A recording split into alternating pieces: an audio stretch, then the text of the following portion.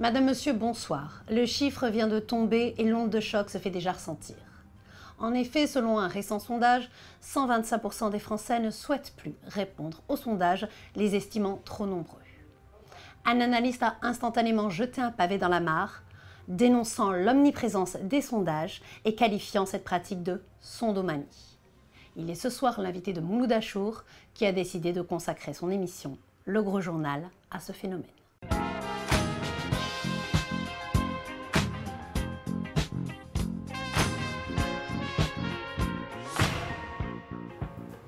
Bonsoir et bienvenue au zinc d'un PMU. J'aime bien dire zinc, comme MC Solar disait, il rentre dans le zinc comme en un indien. On est avec Alain Garrigou, professeur de sciences politiques et président de l'Observatoire des sondages. Pourquoi est-ce que vous avez choisi un PMU?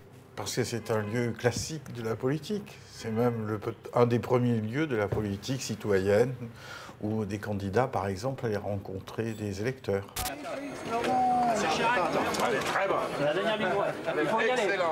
On va vous poser une question très simple aujourd'hui qu'on va développer, c'est les sondages font-ils du bien à la démocratie? Est-ce que c'est pas finalement l'ennemi de la démocratie? On a l'impression qu'aujourd'hui les sondages font les candidats et pas l'inverse.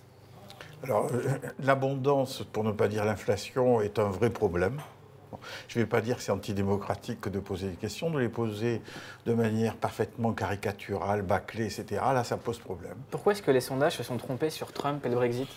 Alors, ils se sont trompés sur le Brexit, incontestablement. Sur Trump, il y a eu une méprise qui est plus celle, me semble-t-il, des médias que celle des sondeurs aux États-Unis. Parce que, globalement, ils ont annoncé une avance pour Hillary Clinton, ça c'est vrai. Mais ça, c'est au niveau national. Ça n'a aucune espèce d'intérêt aux États-Unis. C'est un système fédéral. Par contre, là où ils se sont trompés aux États-Unis, c'est sur certains États qui donnaient comme d'avance en faveur des démocrates, notamment dans ce qu'on appelle la Rust Belt, la ceinture de rouille, hein, des endroits désindustrialisés.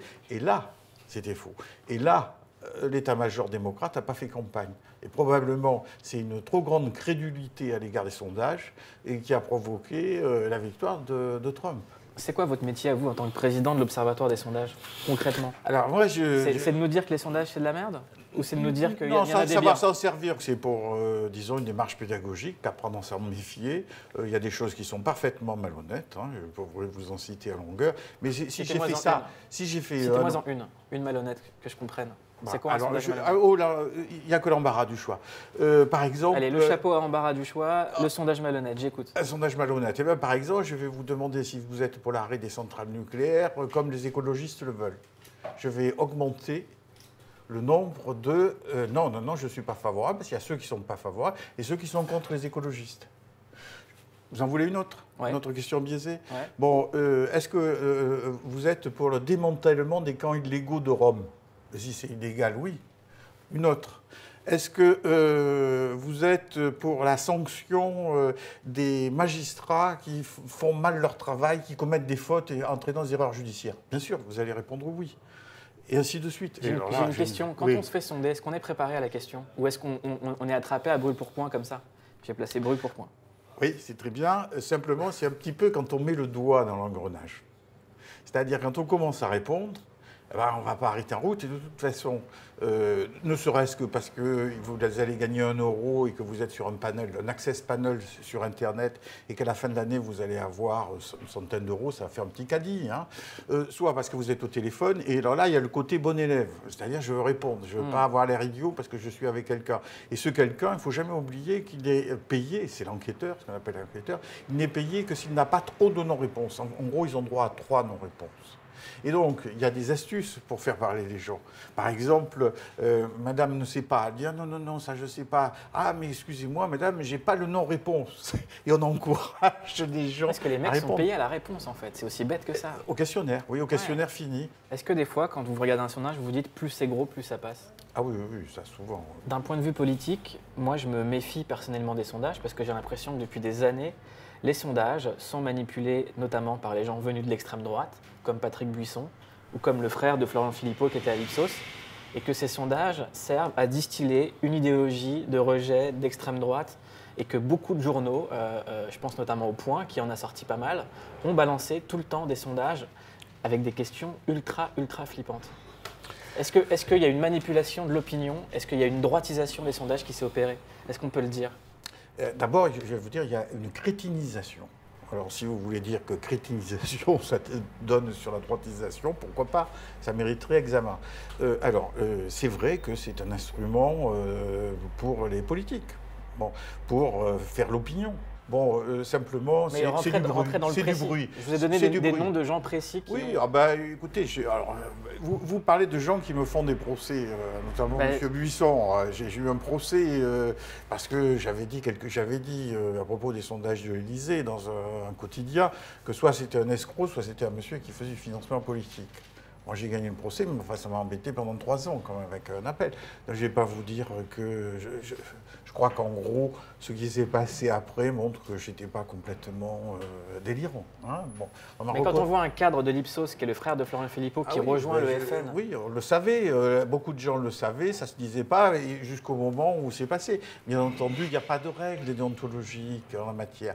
Il y a une commission des sondages qui ne sert à peu près à rien. Ils dorment, je crois. Enfin, c'est pour faire les décorations, sans doute. Ils n'ont jamais, imposé une pénalité et ils se vantent d'avoir des bonnes relations avec les sondeurs. J'ai une question très bête, c'est que si on lit les sondages depuis quelques temps, Marine Le Pen est quoi qu'il arrive au deuxième tour et François Fillon est sûrement président.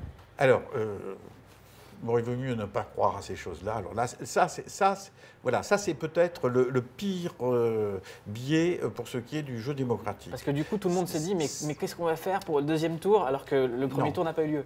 Non. D'ailleurs, on ne devrait pas, au moment où il était question, il y a eu des mises en garde, on ne devrait pas faire de deuxième tour avant le premier. Dernièrement, il y avait plein de sondages, il y avait des vrais candidats déclarés, puis il y avait des gens, on ne savait pas s'ils allaient passer la primaire, tout ça. Alors ça c'est faussé, ça c'est pas... Bon, dans ces sondages électoraux, il y a un problème qui est le problème de la prophétie autoréalisatrice. C'est-à-dire que probablement, c'est très probable, nous aurons un président de sondage. C'est fort ennuyeux parce que nous n'aurions pas le même. C'est pas sûr. Si on devient assez critique, il est possible. Marine. Mais de toute façon, tous les sondages sur le Front National se sont trompés ces derniers temps. Prenez les départementales et régionales de 2015 où on nous annonçait des exécutifs Front National, ils se sont trompés. Ils se trompaient il y a 10-20 ans parce qu'ils sous-estimaient le Front National. Aujourd'hui, ils surestiment le Front National. Je peux vous l'expliquer techniquement. Il y avait un effet de honte dans les sondages il y a 20 ans à se déclarer Front National, tout simplement parce que les sondages étaient faits par téléphone. Aujourd'hui, ils sont faits par Internet. Et à chaque coup, on les surestime. Pourquoi? Parce qu'il y a des déclarations d'intention de vote Front National plus importantes. On ne sait pas. On ne sait pas qui aurait juré en 2011 que M. Hollande, au début de la campagne, que M. Hollande serait président de la République. Personne. Il partait à 5%. Certes, il n'y aura peut-être pas un scandale sexuel à chaque campagne électorale, encore que ça animerait peut-être les choses, mais on ne peut pas savoir. Avec Fillon, ça ne va pas arriver. Hein. On aimerait être étonné. Merci beaucoup Alain Garrigou. Merci d'être venu au Gros Journal dans ce PMU où est normalement l'Agora et où devraient se faire les sondages entre hommes et femmes et discuter et pas juste en lisant des questions comme ça posées au téléphone ou sur Internet. Vous avez regardé le Gros Journal spécial sondage. On se retrouve demain à la même heure sur Canal+, en clair, et sur mycanal.fr et sur click.tv pour la version longue. À demain. Appelle-moi le gros.